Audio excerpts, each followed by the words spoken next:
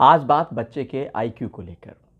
क्या ये नेचर का दिया हुआ है या नर्चर के ज़रिए इसको बढ़ाया जा सकता है? नेचर कहने का मतलब कि ये माता पिता के जेनेटिक के ज़रिए तय होता है या फिर इसमें कोई सुधार की गुंजाइश है। इसी पर आज हम चर्चा करेंगे। नमस्कार, मैं परिमल कुमार और किड्डोक्रेसी के इस प्लेटफॉर्म पे आप तमाम दर्शकों का बहुत बहुत स्वागत है।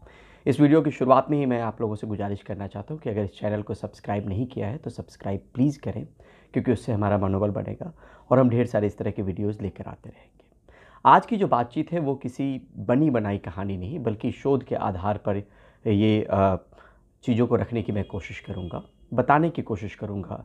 जो लोग आज के दौर में, जो पेरेंट्स आज के दौर में अपने बच्चे के आईक्यू को लेकर परेशान रहते हैं या उसके आईक्यू को बढ़ाना चाहते हैं, उनके पास क्या कुछ विकल्प है, साइंटिस्ट क्या कहते हैं, रिसर्चर्स क्या कहते हैं, पुराने वक्त में किस तरह से रिसर्च किए गए और उसके नतीजे किस तरीके के रहे, ये तमाम चीज़ों पे आज के इस वीडियो में हम चर्चा करेंगे।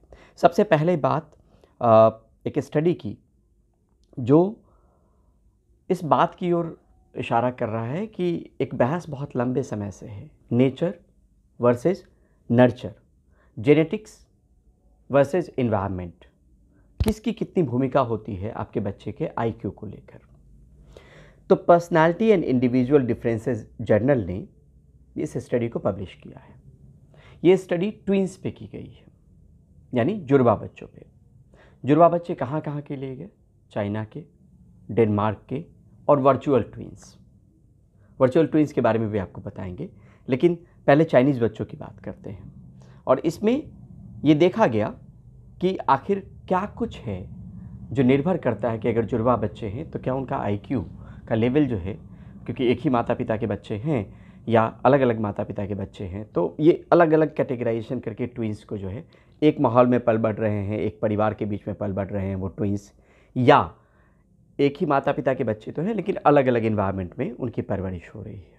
इस पे ये स्टडी की गई और यहाँ पर इसको स्टडी को किया था नैन्सी एल सैगल ने, जो professor psychology and director of twin studies centre California state university में है। तो तीन तरह के बच्चों को इसमें लिया गया इस स्टडी में। हालांकि सैंपल साइज छोटा है लेकिन कुछ परिणाम हासिल करने की कोशिश की गई है। चाइनीज़ बच्चे हैं, डेनमार्क के बच्चे हैं और वर्चुअल ट्विंस है। वर्चुअल ट्विंस वो जो या तो एक एडॉप्टेड चाइल्ड हो, या तो दोनों एडॉप्टेड चाइल्ड हो और एक ही फैमिली में उसकी परवरिश हो रही हो, या एक एडॉप्टेड चाइल्ड हो, एक बायोलॉजिकल चाइल्ड हो, लेकिन माता पिता एक ही माहौल में उसकी परवरिश कर रहे हैं। चाइनीज़ बच्चे वो जिनको वन चाइल्ड पॉलिसी की वजह से अलग कर दिया गया था, यानी एक बच्चे की परवरिश उनके माता पिता ने की, एक किसी दूसरे जगह पे उसकी परवरिश हो रही थी। ऐसे बच्चों को 15 पेयर के बच्चों को लिया गया चाइना के, और उनमें आईक्यू टेस्ट किया गया, अलग अलग वक्त पे किया गया, एक अंतराल पे किया गया, और नतीजे किस तरह के रहे वो भी आपको बताते हैं। डेनमार्क के 12 पेयर के बच्चों को लिया गया जिनको बचपन में ही अलग कर दिया गया था, जो बायोलॉजिकल तो थे, एक ही माता पिता से जन्म लिया था उन्होंने, लेकिन उनकी परवरिश अलग अलग घरों में हुई, अलग अलग जगहों पर हुई। और तीसरे वर्चुअल ट्विंस की बात करते हैं, इसमें 43 पेयर लिया गया, 43 पेयर बच्चों को लिया गया, जिसमें या तो दोनों एडॉप्टेड थे या एक एडॉप्टेड और एक बायोलॉजिकल चाइल्ड था। अब इसमें देखा गया कि आखिर नेचर की कितनी भूमिका है, जेनेटिक की कितनी भूमिका और एनवायरनमेंट की कितनी भूमिका है।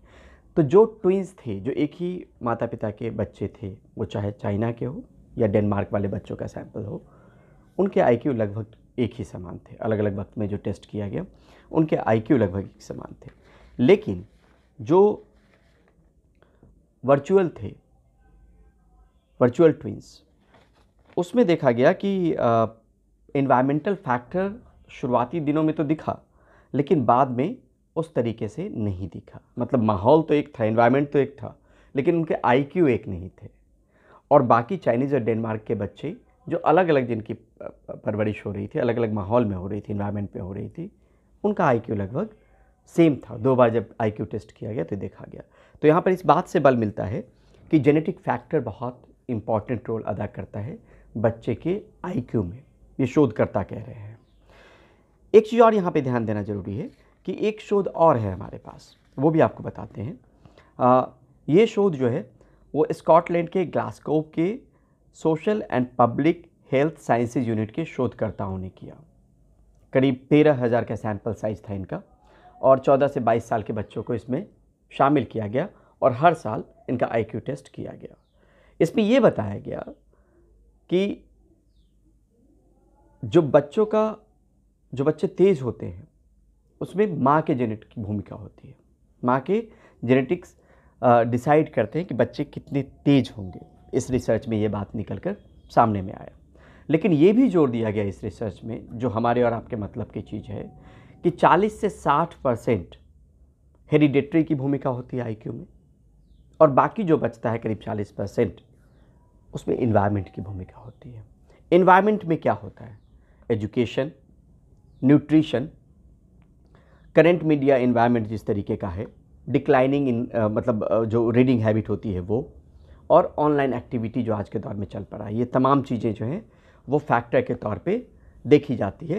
क्योंकि ये भी हम एक शोध के बिना पे कहने वाले, जो 7.5 लाख लोगों पे शोध किया गया 1962 से 1991 के बीच में, और ये पब्लिश किया गया proceedings of the National Academy of Science, June 2018 में प्रकाशित किया गया था। इसमें यह कहा गया कि 1975 के बाद से बच्चों में आईक्यू में गिरावट देखी जा रही है। और गिरावट किस वजह से देखी जा रही है उसमें वजह भी बताई गई। और ये सिर्फ एक ही जगह पे स्टडी नहीं हुई, ब्रिटेन, फ्रांस, नीदरलैंड में भी ये स्टडी की गई और देखा गया कि लगातार जो है आईक्यू में गिरावट दर्ज हो रही है। उसके पीछे वजह बताया गया education system, nutrition, current media environment, declining in reading, increase in online activity. तो यहाँ सतर्क होने की ज़रूरत है बतौर पेरेंट्स, क्योंकि आज के दौर में एडिक्शन की बात होती है, स्मार्टफोन एडिक्शन की बात होती है, ऑनलाइन गेमिंग की बात होती है। तो आपके बच्चे अगर उस पर ज़्यादा है तो आईक्यू पे असर पड़ सकता है। ये शोध में पुराने वक्त में स्थापित हुआ है। न्यूट्रिशनल वैल्यू को देखना ज़रूरी है। बैलेंस डाइट की बात है तो वो किस तरह का खान पान कर रहे हैं वो भी इम्पॉर्टेंट हो जाता है। पढ़ाई किस तरीके से हो रही है, घर का माहौल किस तरीके का है, तो ये तमाम चीज़ें, किताबें पढ़ रहे हैं कि नहीं पढ़ रहे हैं, बुक रीडिंग का शौक़ है कि नहीं, ये सब आईक्यू में निर्भर करता है। जो एक स्टडी थी उसके आधार से बताया, ये यूनिवर्सिटी ऑफ अलग अलग जगहों पे ब्रिटेन, फ्रांस, नीदरलैंड में भी ये स्टडी की गई है। और अगर आप देखना चाहें तो proceedings of the National Academy of science में इस जर्नल ने इस आर्टिकल को पब्लिश किया है, वो इस स्टडी को पब्लिश किया है, वो भी देख सकते हैं। एक चीज़ और इसमें कहा गया कि यूनिवर्सिटी ऑफ टेक्सास ऑस्टिन में एक स्टडी की गई जिसमें कहा गया कि आईक्यू टेस्ट करने के वक्त में स्मार्टफोन उन लोगों के दूसरे कमरे में रख दिए गए, तो उनका जो डाटा रिटेन और प्रोसेस करने की जो क्षमता थी वो बेहतर देखी गई। मोबाइल फ़ोन जब कुछ लोगों में जेब में रख दिया गया, स्विच ऑफ कर दिया गया या उसको म्यूट कर दिया गया, तब उनको अगर देखा गया इस तरीके से, इस स्थिति में, तो उनमें इस तरीके की डाटा रिटेंशन या प्रोसेस करने की क्षमता उन लोगों में कम देखी गई। तो स्मार्टफोन की भूमिका जगह जगह पे बार बार आ रही है। तो एक स्टडी हो गई ट्विंस पे किया गया जिसमें देखा गया कि जेनेटिक फैक्टर बहुत इंपॉर्टेंट है। दूसरी स्टडी की बात हमने की जिसमें ये कहा गया ग्लासगो में कि यहाँ पर माँ की भूमिका बहुत अहम हो जाती है जेनेटिक्स में अगर बच्चा तेज़ है तो। और लेकिन ये भी कहा गया कि हेरिडिटरी के अलावा इन्वायरमेंट की भी एक भूमिका होती है, एक बड़ा चंक होता है कि उसकी परवरिश कैसे हो रही है। ये तो बात हो गई। अब उन लोगों को उदास होने की ज़रूरत नहीं है जो ये सोच रहे हैं कि बच्चे का आईक्यू कैसे बढ़ाया जाए। जन्म तो ले लिया लेकिन आईक्यू में इजाफा कैसे किया जाए, इस पे भी बहुत सारी चीज़ें हैं। खान पान की बात तो हमने पहले भी की, रीडिंग की बात हमने की, इन्वायरमेंट की बात की, स्टडी की बात की, तो ये तमाम चीज़ें तो है। लेकिन एक आर्टिकल और दिखा आर्ट ऑफ लिविंग पर, ऐसे बहुत सारे आर्टिकल हैं कैसे उसको और बेहतर किया जा सकता है आईक्यू को, तो वो भी आपको समझना चाहिए। उसमें कहा गया play games and solve puzzles important है, एक्सरसाइज हैबिट में होना चाहिए, restrict the usage of gadgets, फिर एक बार आ गया gadget, smartphone, desktop, laptop, tablet, उसको रेस्ट्रिक्शन की बात कही गई है, गुड न्यूट्रिशन, बैलेंस डाइट की बात कही है, प्रैक्टिस योगा एंड मेडिटेशन। तो इन तमाम चीज़ों को अमल में ला के आईक्यू में इजाफा किया जा सकता है। लेकिन यहाँ पर ये बात भूलने वाली बिल्कुल नहीं है जो साइंटिस्ट और रिसर्चर्स कह रहे हैं कि जीन्स की अहम भूमिका होती है। नेचर का एक बड़ा चंक होता है जिसके ज़रिए बच्चे जन्म लेके आते हैं, तो हेरिडिटरी जो जीन्स उनके अंदर आता है उसकी एक बड़ी भूमिका है। लेकिन ऐसा भी नहीं है कि इन्वायरमेंट की भूमिका नहीं है, इन्वायरमेंट की भी भूमिका है। जैसे माहौल में उसको रख रहे हैं, जिस जैसा न्यूट्रिशन उसको दे रहे हैं, जिस तरीके की हैबिट उसकी डेवलप कर रहे हैं, जिस तरीके का एजुकेशन वो हासिल कर रहा है, इसकी भी भूमिका है।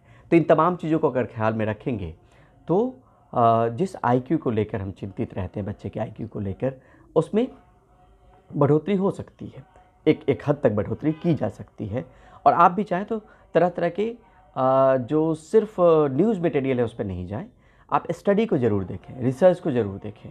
आप अगर आपके पास फ़ोन है, आपके पास कंप्यूटर है, तो बच्चों के आईक्यू को लेकर जो स्टडी हुई है, अगर इस दिशा में अगर आप सोच रहे हैं और चिंतित हैं, तो उन रिसर्च को ज़रूर देखें, पढ़ें और उससे कोई नतीजा ड्रॉ करने की कोशिश करें कि क्या कुछ किया जाना चाहिए। तो एक भूमिका जीन्स की होती है, जो पैदा होते ही बच्चे के साथ आती है, माता पिता के जीन्स के तौर पे। दूसरी भूमिका थोड़ी बहुत इन्वायरमेंट की होती है और उसमें हम किस तरीके से बेहतर कर सकते हैं, वहीं बेहतर करने की गुंजाइश है। लेकिन वो भी देखने की ज़रूरत है कि हम उस आर्टिकल को कहाँ से देख रहे हैं और क्या किसी ने शोध किया है या सिर्फ लिख दी गई है आर्टिकल, वो भी ध्यान देने वाली बात है। तो आईक्यू को लेकर हम और भी चीज़ें लेकर आएंगे समय समय पर, ताकि अगर आपके मन में कोई सवाल है तो उसका आंसर भी आपको मिल सके। लेकिन सब कुछ रिसर्च बेस्ड होगा, ऑथेंटिक इन्फॉर्मेशन हम देने की यहाँ पर कोशिश करेंगे। तो बने रहिए, देखते रहिए, दिखाते रहिए, सब्सक्राइब ज़रूर कीजिए और हमारा मनोबल बढ़ाते रहिए। आज के लिए बहुत बहुत शुक्रिया, बहुत बहुत धन्यवाद। नमस्कार।